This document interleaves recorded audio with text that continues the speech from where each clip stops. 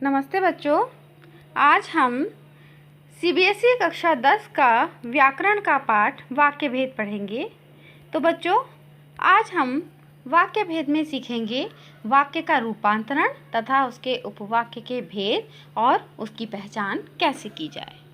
तो बच्चों, सरल वाक्य को मिश्रित या संयुक्त वाक्य में बदलने के लिए 3 प्रकार की परिस्थितियां दी जाती हैं। या तो उसमें एक ही उद्देश्य द्वारा 2 क्रियाएं की जाती हैं, जैसे राम खाना खाकर सो गया, जिसमें से एक क्रिया मुख्य होती है। मुख्य क्रिया का अर्थ होता है बच्चों समय बताने वाली क्रिया। अथवा दूसरी जो परिस्थिति है उसमें 2 उद्देश्य मिलकर किसी एक ही क्रिया को कर रहे होते हैं, जैसे मोहन और रोहन खाना खाते हैं। यहाँ पर मोहन और रोहन दोनों मिलकर एक ही कार्य को कर रहे हैं। तीसरी अवस्था है वह है जहाँ उद्देश्य और विधेय दोनों एक ही होते हैं। ऐसी अवस्था में हमें होना को मुख्य क्रिया बनाना पड़ता है। बच्चों, उदाहरण देख लेते हैं। पहला उदाहरण है मोहन खाना खाकर सो गया। यहाँ पर बच्चों मोहन एक हमारा उद्देश्य है और इसके द्वारा 2 क्रियाएं की जा रही हैं, जिसमें से एक क्रिया है पूर्वकालिक क्रिया खाकर और दूसरी है भूतकालिक क्रिया सो गया। तो हमें समय बताने वाली क्रिया है सो गया।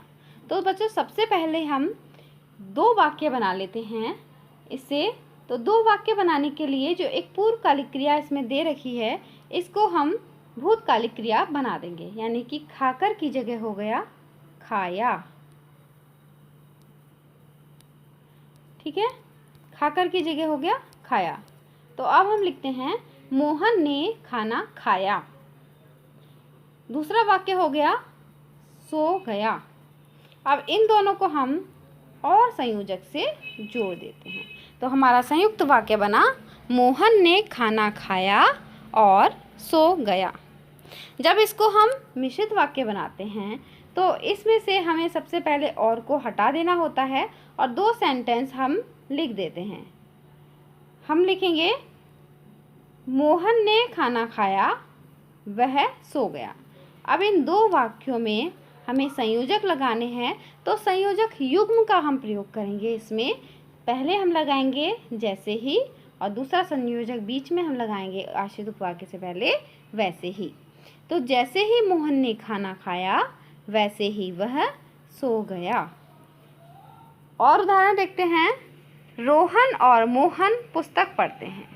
यहाँ पर बच्चों ध्यान देने वाली बात यह है कि रोहन और मोहन 2 उद्देश्य हैं, यानी कि हमारे वाक्य में 2 कर्ता हैं जो मिलकर एक ही क्रिया को संपन्न कर रहे हैं। तो इस प्रकार के वाक्यों को बनाने के लिए हम उस एक क्रिया को दोनों कर्ताओं के साथ अलग अलग जोड़कर 2 वाक्य बना लेते हैं। तो हमारा पहला वाक्य हो गया रोहन पुस्तक पढ़ता है और दूसरा वाक्य हो गया मोहन पुस्तक पढ़ता है। बच्चों, ये बाय मिस्टेक करता है हो गया है, यानी कि यहाँ पर है पढ़ता है। तो अब इन दोनों वाक्यों को और संयोजक से हम यदि जोड़ देंगे तो ये हमारा बन जाएगा संयुक्त वाक्य, अर्थात रोहन पुस्तक पढ़ता है और मोहन पुस्तक पढ़ता है। इसी वाक्य को जब हम मिश्रित वाक्य में परिवर्तित करते हैं तो सबसे पहले और संयोजक को हटा देंगे। अब हमारे पास सेंटेंस रह गया रोहन पुस्तक पढ़ता है, मोहन पुस्तक पढ़ता है। इन दोनों सेंटेंसेस के शुरू में और बीच में हम एक संयोजक युग्म लगा देंगे। जब रोहन पुस्तक पढ़ता है तब मोहन पुस्तक पढ़ता है।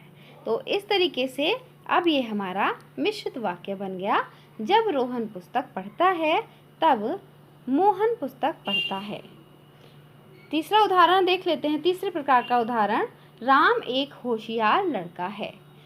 हमने आपको बताया था कुछ वाक्य इस प्रकार के होते हैं जिसमें एक ही उद्देश्य होता है और एक ही विधेय होता है, यानी कि कर्ता एक है हमारा और जो क्रिया की जा रही है, जिसके विषय में बताया जा रहा है, वो भी एक ही है। इस प्रकार के वाक्यों से संयुक्त बनाने के लिए हमें होना को एक मुख्य क्रिया बनाना पड़ता है। तो इसमें हम बनाएंगे राम एक होशियार लड़का है से हम बनाएंगे राम एक लड़का है, और दूसरा सेंटेंस हो जाएगा वह होशियार है। अब इन 2 वाक्यों को हम और संयोजक से जोड़ देंगे। तो इस प्रकार हमारा ये बन गया, राम एक लड़का है और वह होशियार है। इसी वाक्य को मिश्रित वाक्य में परिवर्तित करते समय हमें इसके लिए संयोजक युग्म का प्रयोग करना पड़ेगा। और संयोजक युग्म में हम इसमें कोई सा भी लगा सकते हैं अपने वाक्य के अर्थ के आधार पर। तो हम इसमें लगा देते हैं, पहले तो हम इस और को हटा देंगे। अब हमारे पास वाक्य रह गया, राम एक लड़का है वह होशियार है। अब और हटाकर और के स्थान पर एक संयोजक और एक संयोजक इसके वाक्य के शुरुआत में हमें लगाना है। तो हमने लगा दिया, क्योंकि राम एक लड़का है इसलिए वह होशियार है। यदि इससे हमारे वाक्य का अर्थ थोड़ा सा परिवर्तित होता है तो हम दूसरा भी लगा सकते हैं। यहाँ पर लिखा है, अथवा यद्यपि राम एक लड़का है तथापि वह होशियार है। तो हम वाक्य के अर्थ के अनुसार कोई सा भी संयोजक युग्म इसमें लगा सकते हैं। अब बच्चों, अब हम पढ़ते हैं आश्रित उपवाक्य के भेद। आश्रित उपवाक्य के 3 भेद होते हैं।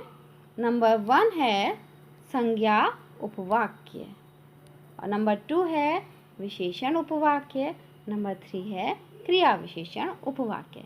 3 प्रकार के हमारे उपवाक्य होते हैं, संज्ञा उपवाक्य, विशेषण उपवाक्य और क्रिया विशेषण उपवाक्य। तो बच्चों, अब इनके विषय में जान लेते हैं। संज्ञा उपवाक्य क्या होते हैं? जो उपवाक्य प्रधान वाक्य की किसी संज्ञा या पदबंध के स्थान पर प्रयुक्त हो उसे संज्ञा उपवाक्य कहते हैं। जैसे राम ने कहा कि हम लड़ाई नहीं चाहते। यहाँ हम लड़ाई नहीं चाहते उपवाक्य राम ने कहा उपवाक्य के कर्म के रूप में प्रयुक्त हुआ है, अतः यहाँ संज्ञा उपवाक्य है। पहचान, संज्ञा उपवाक्य की पहचान देख लेते हैं बच्चों।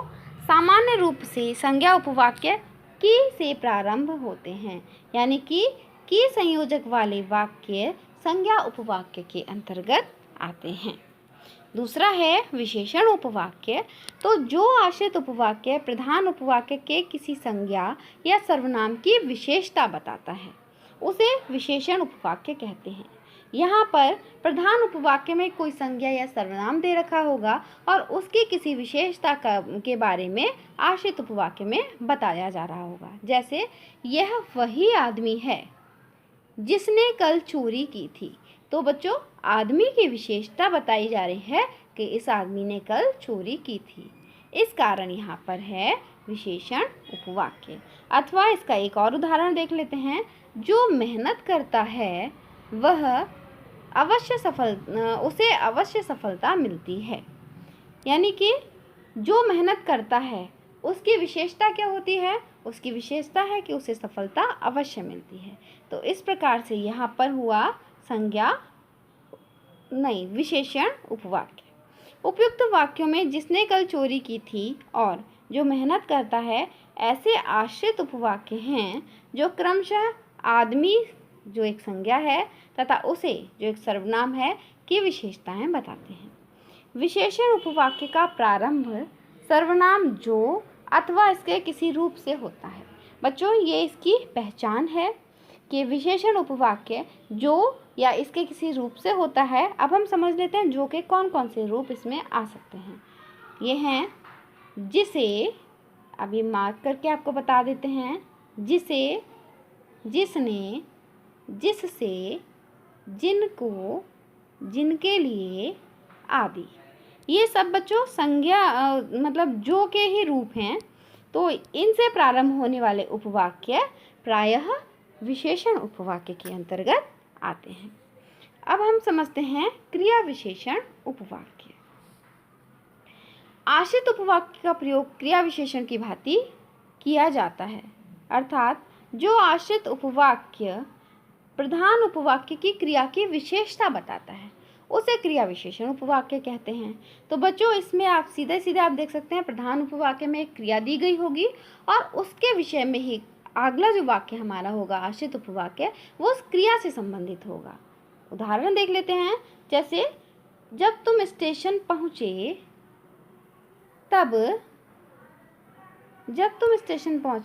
तब मैं घर से चला। तो इसको समझ लेते हैं बच्चों। जब तुम स्टेशन पहुँचे, यहाँ पर क्रिया हो रही है स्टेशन पहुंचना। तब मैं घर से चला। तो घर से चलने की जो क्रिया है, यहाँ पर चलने की क्रिया और स्टेशन की क्रिया, स्टेशन पहुंचने की क्रिया, ये दोनों एक दूसरे के विशेषण के रूप में प्रयुक्त की गई हैं, इसलिए यहाँ पर है क्रिया विशेषण उपवाक्य। यदि बोलना नहीं आता तो चुप रहना चाहिए। तो यहाँ पर बोलना क्रिया और चुप रहना क्रिया, ये दोनों एक दूसरे के विशेषण के रूप में प्रयुक्त हुई हैं, इसलिए यहाँ पर भी क्रिया विशेषण आश्रित उपवाक्य है। उपयुक्त वाक्यों में जब तुम स्टेशन पहुँचे तथा यदि बोलना नहीं आता शब्द मुख्य उपवाक्यों की क्रियाओं की विशेषता बता रहे हैं, अतः यहाँ पर क्रिया विशेषण है, यानी कि ये एक क्रिया विशेषण उपवाक्य है। पहचान प्रयुक्त होने वाले संयोजक। बच्चों, इसमें जो संयोजक प्रयुक्त होते हैं उसके विषय में हम बात करते हैं। संयोजक हैं ज्यों ही, जहाँ, जिधर, जिस जगह, जब, जैसा, जिस तरह, जैसे, जितना, जितनी, यदि, यद्यपि। तो बच्चों, ये सभी संयोजक हैं जो क्रिया विशेषण उपवाक्यों में प्रयुक्त होते हैं। आगे देख लेते हैं आश्रित एवं प्रधान उपवाक्य की पहचान। बच्चों, सबसे ज़्यादा इम्पॉर्टेंट है ये कि आप पहचानेंगे कैसे कि वाक्य में कौन सा आश्रित उपवाक्य है और कौन सा प्रधान उपवाक्य है। इसके लिए एक जो कार्य हमें करना होता है, जो एक एक्सरसाइज हमें करनी होती है, उसके विषय में बात करेंगे। आश्रित उपवाक्य एवं प्रधान उपवाक्य की पहचान करने के लिए सर्वप्रथम वाक्य को सरल वाक्य में परिवर्तित किया जाता है। तो बच्चों, आपके पास इस तरह का प्रश्न जब भी आएगा तो वो एक मिश्रित वाक्य होगा। मिश्रित वाक्य के अंदर ही आपसे आश्रित उपवाक्य और प्रधान वाक्य पूछे जाएंगे, तो आप उस वाक्य को सबसे पहले सरल वाक्य में परिवर्तित करेंगे। सरल वाक्य में परिवर्तित करने के पश्चात हम देखेंगे कि जिस क्रिया का स्वरूप बदल जाता है, दो प्रकार की क्रियाएं मिश्रित वाक्य में आती हैं, और सरल बनाने पर जिस क्रिया का रूप बदल जाता है उस क्रिया से संबंधित वाक्य आश्रित उपवाक्य कहलाता है।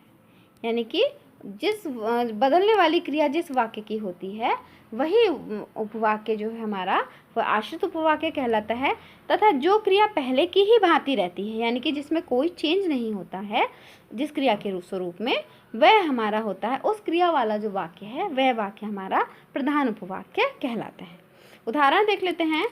जैसे ही मैं स्टेशन पहुंचा वैसे ही ट्रेन आ गई, एक वाक्य है। अब हम इसको सरल बनाएंगे, तो जब इसका सरल बनाते हैं तो सेंटेंस होता है मेरे स्टेशन पहुंचते ही ट्रेन आ गई।